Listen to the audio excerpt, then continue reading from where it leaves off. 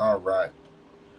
All right. So I'm actually today I'm actually doing a video today, and it's basically some questions that I'll be answering from a series that we're doing. We're actually doing a workshop. I'm actually doing a workshop entitled "Empowered Healing: Choosing the Right Cancer Treatment Path." And it's funny how YouTube, I should say, has penalized me because I've literally watched in deciding to put this content out. I've literally watched my channel just grew from hundreds of views to now just barely dozens of views, and uh, it's almost as if I'm being penalized for putting out this content, and so but it's very important that I put the content out there. And basically, what I'm doing is I'm putting out content as it relates to cancer. I see so many persons that are being impacted by cancer, and a lot of times, a lot of persons believe that the most powerful tool that they need in order to fight cancer is um, herbs or some natural supplement. And I'm not discounting, I'm not discrediting um, the tool that you need. But I want to say to you that maybe one of the most powerful tools that you need um, to fight cancer is knowledge, is information. And so I've been doing this series because I believe that one of the most powerful tools out there that a person needs to fight cancer is information, is education, not medication. And so I put together this workshop, 8-week workshop. This week is actually our third week. And this week, we're going to be looking on conventional cancer uh, therapy. All right. What are the conventional tools out there that you can use to fight cancer? And even though I'm a herbalist, I don't hit out totally against the conventional tools. Um, yeah, if you're out there, Laverne, um, just share the live with some friends. Share the lives. It's actually my first live. Well, while I'm doing this video, I'm actually doing a TikTok. It's the first time I'm doing that. But what I'm going to be sharing with you, I'm going to be answering some questions that persons have been asking um, about cancer. All right. So we're going to be looking at. I'm going to be answering some of those questions, and this presentation is actually going to be on our YouTube channel, so you can watch it in its entirety on our YouTube channel. All right. So a lot of times I find that there's so much damage that is being done because of a lack of education. So many persons don't have the education, and so what I'm doing is I'm actually putting together this presentation to help persons to choose the right cancer treatment um, path, or the right cancer treatment protocol, or the right cancer treatment plan, because a lot of persons are ignorant, and the ignorant works on both sides. I've seen a lot of persons who are ignorant of the natural alternatives, and I've seen a lot of persons who have a lot of misconceptions as it relates to as it relates to conventional treatments. And so I want to talk about that. I want to talk about that this evening. All right. So if you're watching us on TikTok, then please just share the like or share the live, as they would say. I don't even know how this works. All right, so let's get into them. So I want to look at some questions that persons ask as it relates to cancer. Here's one great question. How do I know which treatment options are right for me? What factors should I consider when making the right decisions? Here's a question again.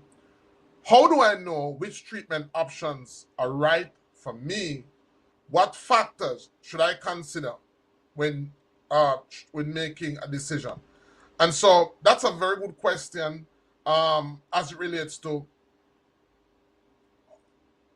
how do I know what's right for me, and how do I consider, how do I know when I'm choosing the right cancer treatment plan? And I want to say, first of all, that knowing that the right treatment option depends on several factors. There are several factors that you want to consider in determining the right treatment plan or the right treatment protocol. One of them is the cancer type, right? You want to factor that in.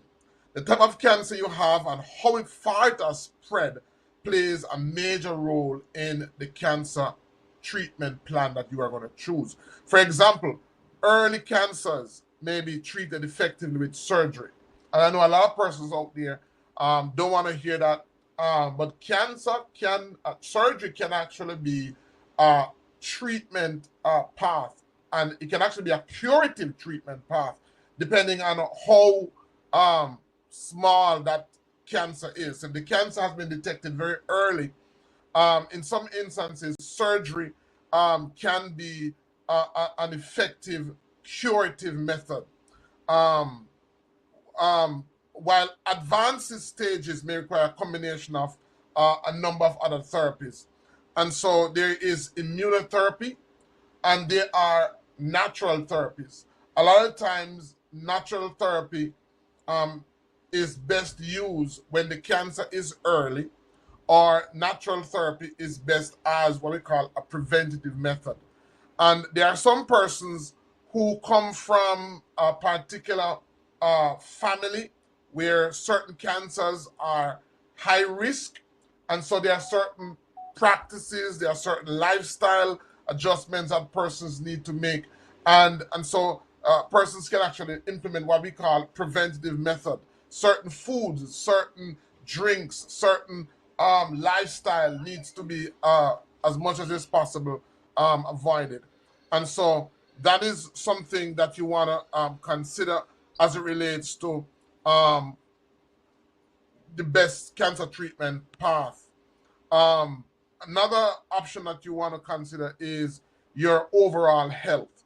And so factors to consider as we talk about your overall health also includes your age. It also includes your medical history, and overall. And so this can actually influence or determine what is the best treatment path. Some treatments may not be suitable if, for example, you have certain underlying conditions, and it's important for you to talk to your healthcare provider as it relates to what are the side effects, what are the potential risks, and we also talk about getting second opinions.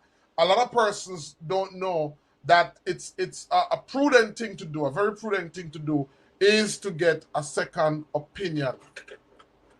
Talk to multiple oncologists, talk to multiple healthcare providers, talk to multiple um, uh, natural health therapists. What you want to do is you want to arm yourself with information. A lot of times, as I said, when persons have been diagnosed, persons get frightened, persons get hysterical, and because of that, persons are motivated by fear. They make decisions out of fear. They do actions out of fear, and so it makes all the difference in the world. And so, what you want to do is you want to get informed.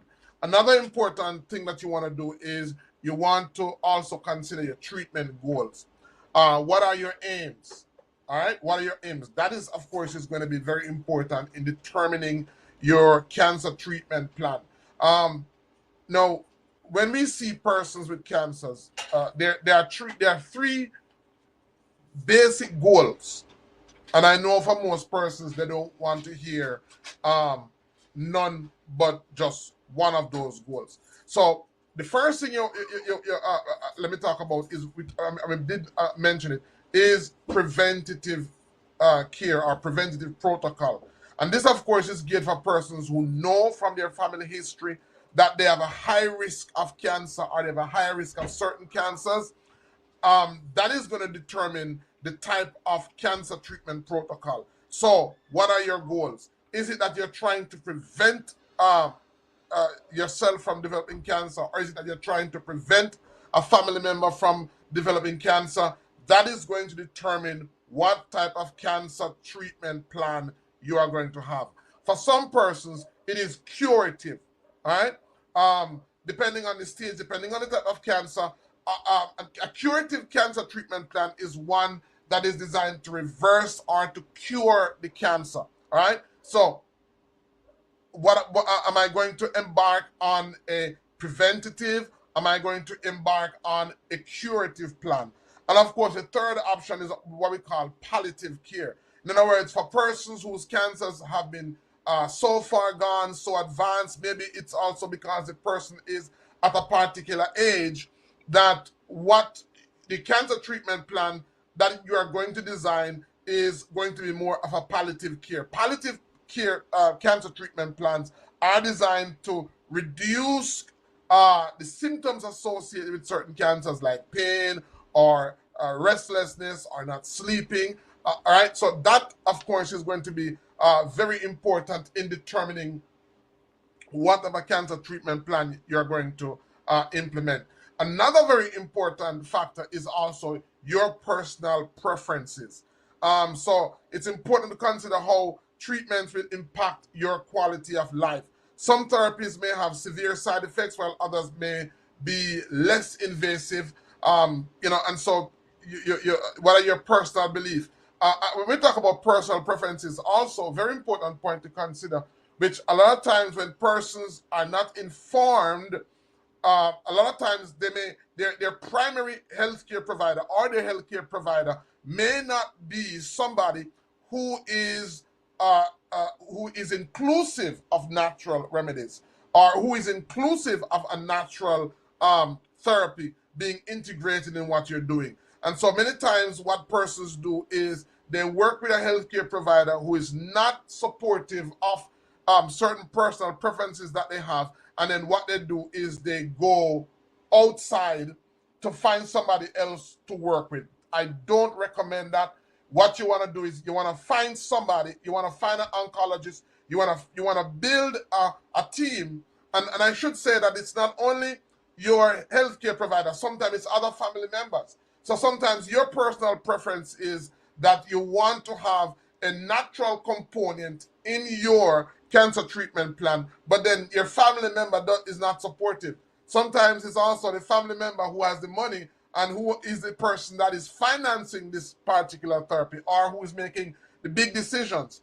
And so it's important that you're all on the same page, all right? So it's important that the person's personal perspective and their views are are included and considered in the cancer treatment plan that you are going to use. I can tell you lots of stories. As a herbalist, I don't work with persons who I don't feel I'm getting 100% support from family members as well as healthcare providers. And I must say that even though there are a lot of healthcare providers out there, medical doctors, oncologists, and so on, who are not supportive of natural remedies or natural intervention, there are also a lot of persons who are supportive of natural remedies. There are a lot of medical doctors who are also supportive of natural remedies, because they have benefited as children and throughout their lives when they were sick. They have benefited, and they have seen family members benefiting from natural therapies as well. And so what you want to do is you want to find, if you don't know of any, if you reach out to me, then I can contact you with a great team of persons who who uh, who are also, they are medical practitioners, but they are also accommodating to natural therapies that have been proven to be effective and that are backed by sound science. There are oncologists and there are medical doctors out there who do that, and there are some of them that I work with. Don't want to call any name now, but if you reach out to me, I can connect you with some of these persons. All right, and so it's very important that personal preferences are considered. There are some persons who don't believe in taking blood. There are certain persons who don't believe in yoga as a natural therapy. There are certain persons who don't believe in acupuncture. And so the preferences vary not only vary from person to person, but it includes persons who have preferences for conventional therapies as well as persons who have preferences for natural therapies. And so that, of course, is very important. And so you want to choose a person or choose a team that is going to be supportive of what you are using. All right, so let's move on to the next question. The next question, which is another great question, is can alternative therapies like herbal remedies or acupuncture help with cancer treatment? And should they be used alongside conventional treatments? It's a very good question again. Can alternative therapies like herbal remedies or acupuncture help with cancer treatment? And should they be used alongside conventional therapies? This, of course, is another great question coming from our workshop that we just did. And I want to answer it again this way because, very importantly, personal preferences, I believe, takes center stage here. And so alternative therapies can complement, conventional treatments, but they should not replace them, all right, unless specially advised by a healthcare professional. And so let me just say that again, guys. Alternative therapies should not replace conventional treatment methods. But they should not replace them unless you are advised by, I shouldn't say just healthcare, but a very experienced and skilled healthcare professional. Some benefits of alternative therapies include symptom management. And so, yes, in some cases, alternative therapies can replace conventional treatments, but you should never, ever, under no circumstances, should you ever make that decision by yourself. All right? So you should never, ever make that decision to use natural therapies to replace conventional therapies unless you are advised by a healthcare professional. All right? Now, if you are using natural therapies, and guys, you can ask your questions here on TikTok. You can ask your questions. All right, you can go ahead and ask your questions. So, alternative therapies are very effective for what we call symptom management. All right, so therapies like acupuncture, very effective. Therapies like massage, very effective. And let me just say that massage is a very effective therapeutic therapy, because especially for persons as you get older, one of the things that massage does is that it helps with stimulation and it helps with movement. And a lot of times when persons have cancers, or a lot of times when persons are sick, one of the major factor is what we call stagnation, right? Stagnation. And so massage is very important. And so herbal remedies are also very, very effective in alleviating side effects from conventional treatments. So a lot of times persons who are maybe having pain, there are herbs, and they are very effective herbs that are natural, that are not so toxic on the body, that are very effective in relieving symptoms such as pain, such as nausea, and such as fatigue. All right, so it's very important that we take that into account. There are also some natural therapies, and this is where natural therapies excel conventional therapies. Natural therapies are exceptionally powerful for boosting the body's immune system and helping the body to function under stress, especially for persons who are involved in certain therapies.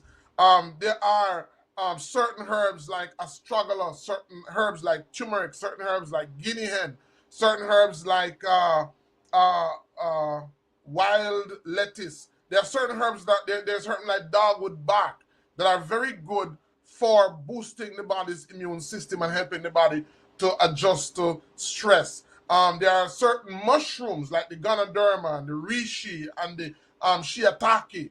These are herbs that have been proven to be very effective in terms of helping the body to adapt to stress, helping persons who are having problems sleeping, helping persons who are experiencing high levels of fatigue, especially if those persons have chosen to do chemotherapy and they're experiencing high levels of fatigue, high levels of stress. These are natural supplements that have proven to be very, very effective. Um, there are practices such as meditation as well that are very effective along with prayer. Now, if you are going through stress, if you are depressed, if you are going through the psychological and negative psychological effects of, of cancer treatment, prayer is a very, very important component.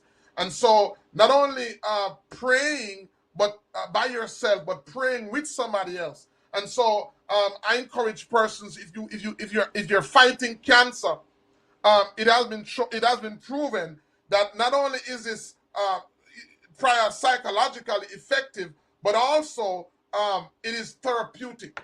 And so, getting someone, finding time to pray, finding somebody to pray with, being a part of a group so that you can pray has proven to be very, very effective. And then there's one of my favorite, along with prayer, I believe in positive affirmation.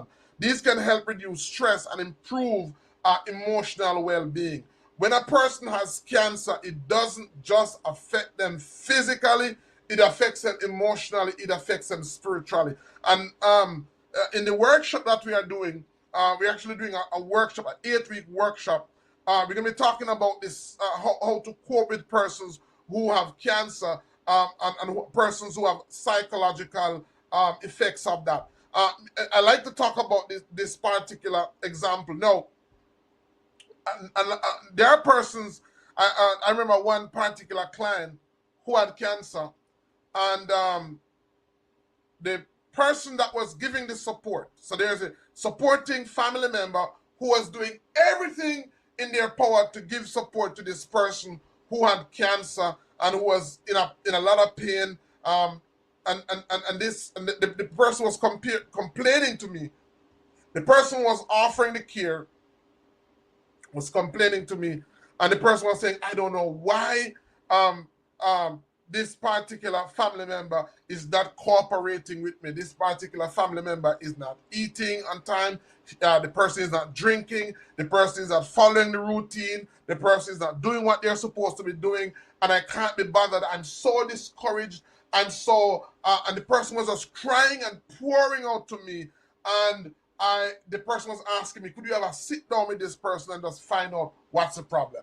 So I decided to have a sit down with this cancer client, and started talking to her. You're this person, this family member who's giving you so much support is trying their utmost best, and they are so discouraged because you are not cooperating with them. What's happening? And then this person, the person who had the cancer, started to pour out to me, and the person started to cry. Now, as I said, this person is a very strong person,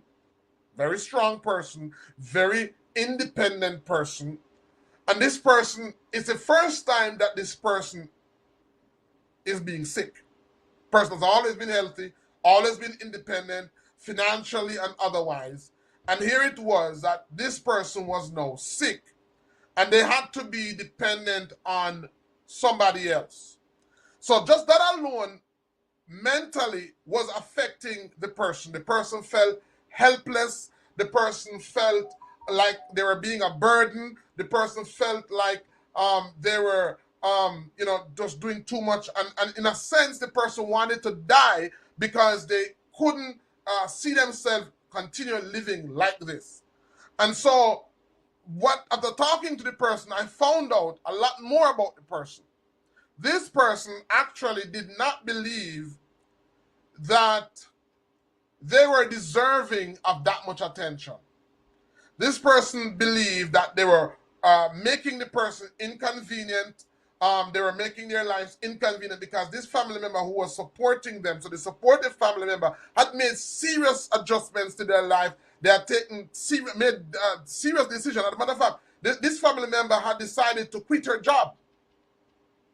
She had responsibilities, but this family member decided to quit their job in order to focus on this family member that had cancer. And so this person who had the cancer felt so much guilt, they felt so much burden, and so they didn't believe that they were deserving of so much attention, so much care. And so their effort, their reason for not cooperating was their way of trying to speed up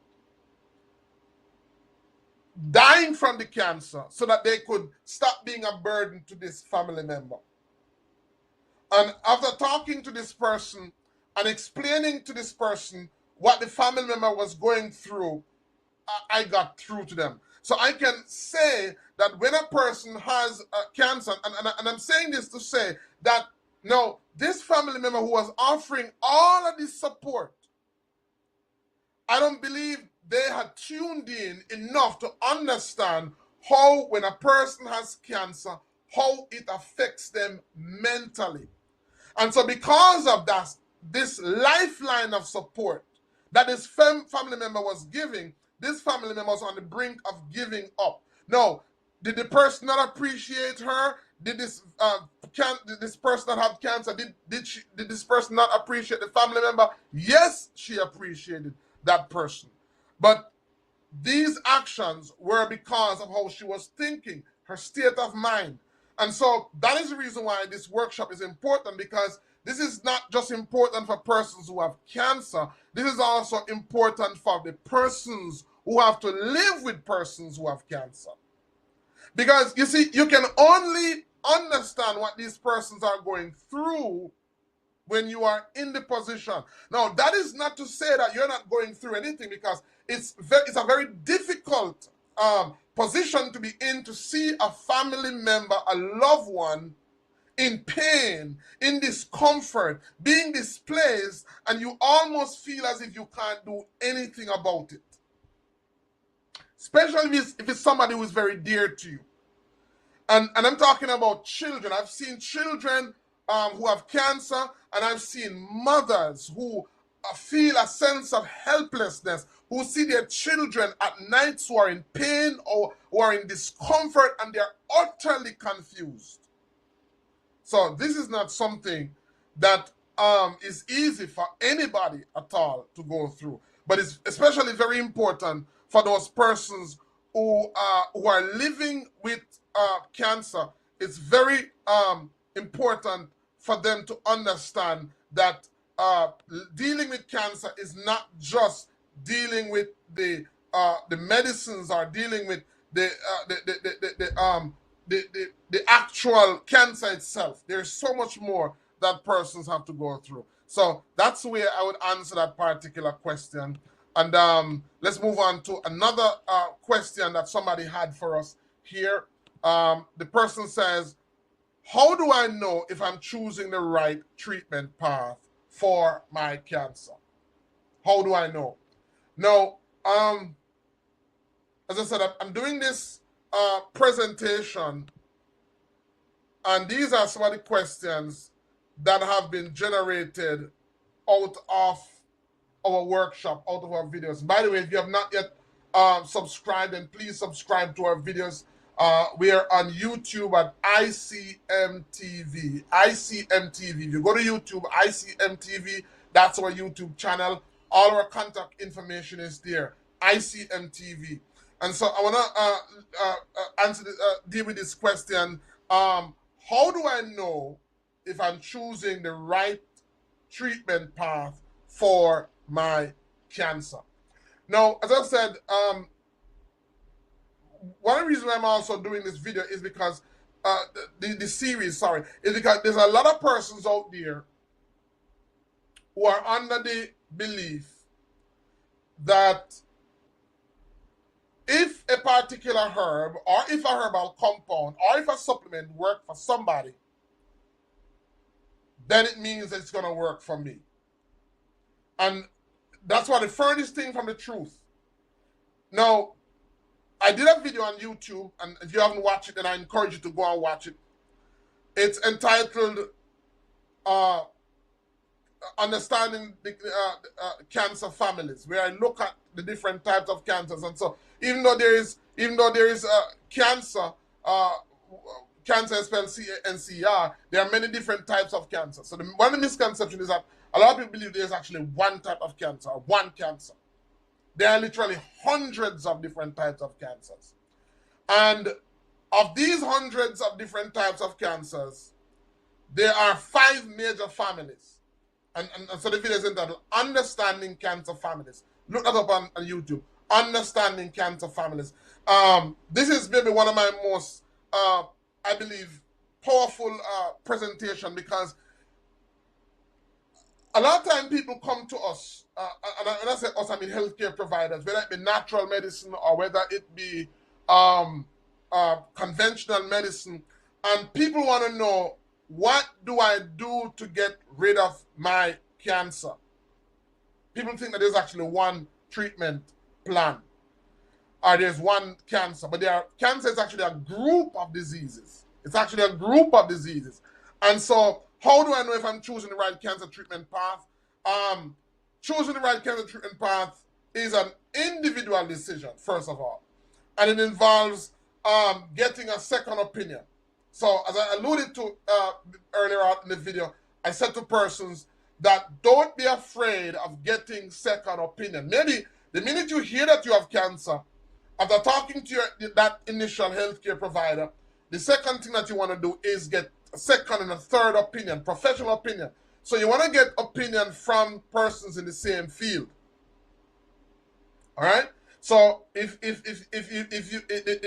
you're seeing an oncologist, see 3 more oncologists. Get their professional opinion. All right. And so don't hesitate to seek multiple opinions from different oncologists or specialists.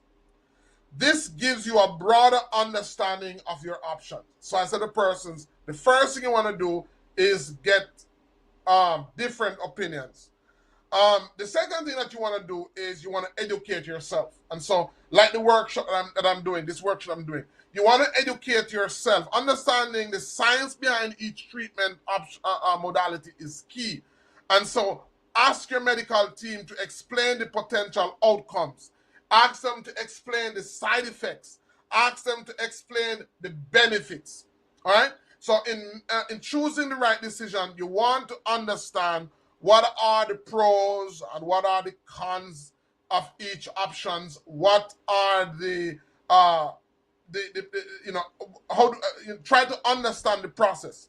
And for some people, it's funny because of how I work.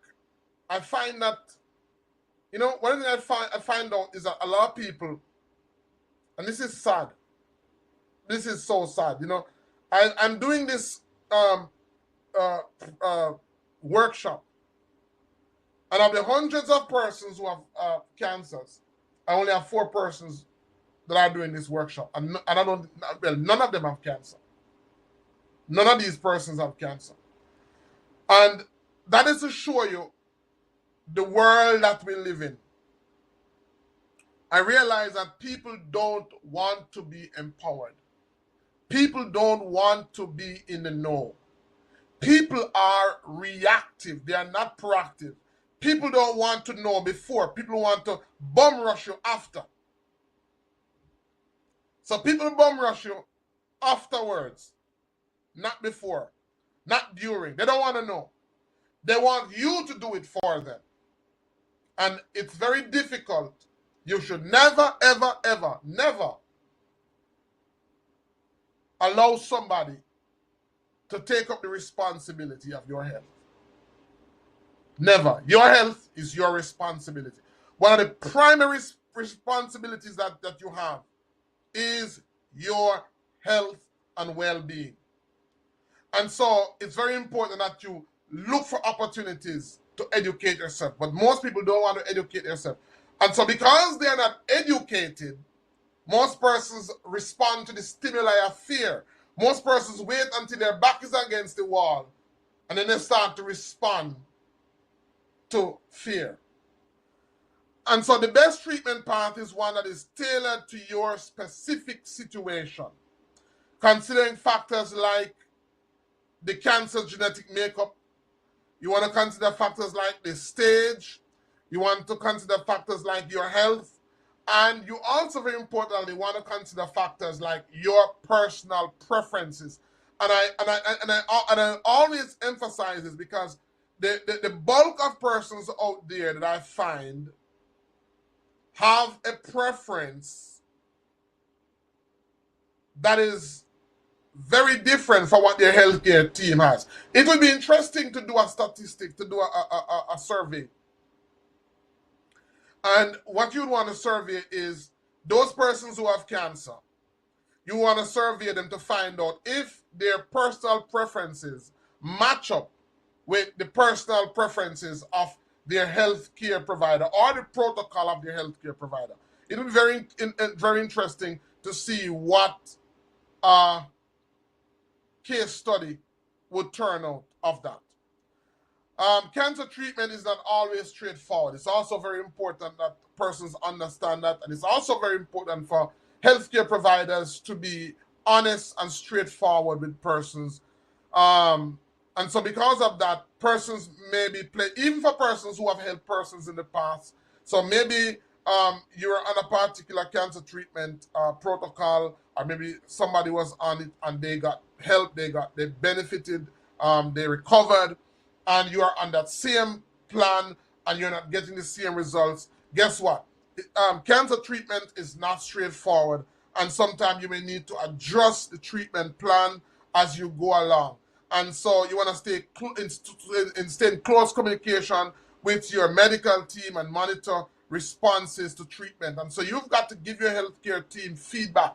You've got to guide them as to how you are benefiting, how this is working, how that is not working. And that will help them to know how to increase dosage, how to decrease dosage, or how to add additional products to your protocol for you to help improve your outcome. Share your thoughts and your feeling with family members and friends. All right. Sometimes they can offer perspectives or emotional support that may help guide your decision making. And so these are some of the ways that you can know if you're choosing the right cancer treatment path. It's very important that you share what you're going through. Don't try to bottle up or try to deal with it on your own. Sometimes there are family members who are more than willing to help and they want to be a part of the whole process with you. I know sometimes you may feel like you're burdening them. You may feel as if you're being a burden, that you're a big baby. But guess what? Some of us are blessed to have family members who are willing to go the extra mile with us, who are there to hold our hands, who are there to support us. And let us not make it difficult for them. Let us try to also support them in being transparent and open and share your feelings and your thoughts with them. All right? So here's another question. What should I do if the side effects of my cancer treatment become too difficult for me to manage? What should I do if the side effects of my cancer treatment become too difficult for me to manage? And this, of course, again, is another very, very good question that is being asked. And so managing side effect is a crucial part of cancer treatment.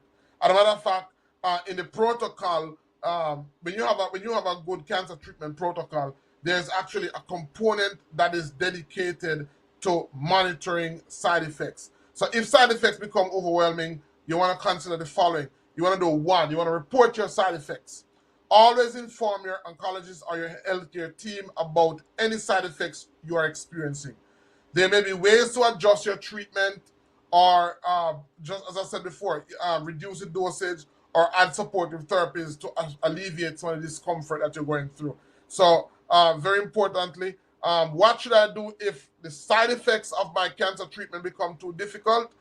What you want to do is you want to share your side effects with your healthcare team. Most of the time, there are adjustments that can be made to improve your condition.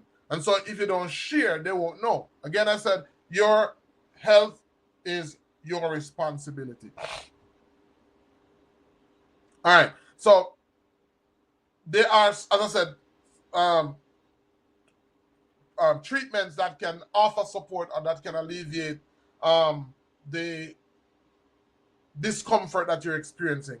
And so there is some herbs that can help, for example, with pain management. There's prickly ash bark that can manage with pain management. There's CBD for those persons who are allowed to take it that can help with pain management. There are herbs like turmeric that can help. There is soursop bark. If you're having insomnia, there's soursop bark. There is herbs like that can help with sleep. There's herbs like passion flower that can help with sleep. There's herbs. There's supplements like melatonin that can help with sleep. There are herbs like I'm trying to think about some herbs that come to my mind right now. There's one that smells very bad. And this herb is actually so good that you can only get it using a prescription in certain countries for pain. And when it comes to my mind, I'll tell you what that herbs is. But there are herbs that can help. There's physical therapy that can also be used. There's acupuncture, which has proven to be very, very effective. There is also nutritional supplements that can improve the quality of your life during treatment. And so don't hesitate to ask your health team or to help ask your to share with your healthcare provider so that they can help you with that. Sometimes there are things that you can do, such as dietary adjustments that can improve your discomforts. You can also increase your rest. Sometimes you may having some discomforts because you're not sleeping enough. As I said, there are some herbs. I'm trying to what's that herb? It's always it's a root. Valerian. Thank you. So Valerian is actually a very good herb that you can use that can help with sleep and relaxation. And then there's also practicing certain relaxing techniques that can help you to relax, listening to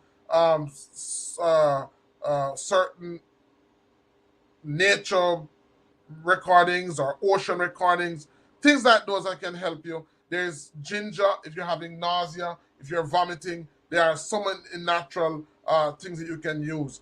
And very importantly, you want to seek emotional and psychological support. All right? As I said, that prayer is one of those things that can be a tower of strength, and especially the support of persons praying with you and praying for you. If you're part of a faith-based organization, then of course you want to share your health condition. I've seen persons in the past who say that I don't want nobody from my church or nobody from my congregation know what's happening to me. And so this tells you a lot about them because they believe that sickness, people talk, and no, many times this is not the case. A lot of times your church or your faith-based organization will provide a lot of support, a lot of spiritual and emotional support in the form of prayer and counseling, and just check on you to see how you're doing. And so these are just some ways that you can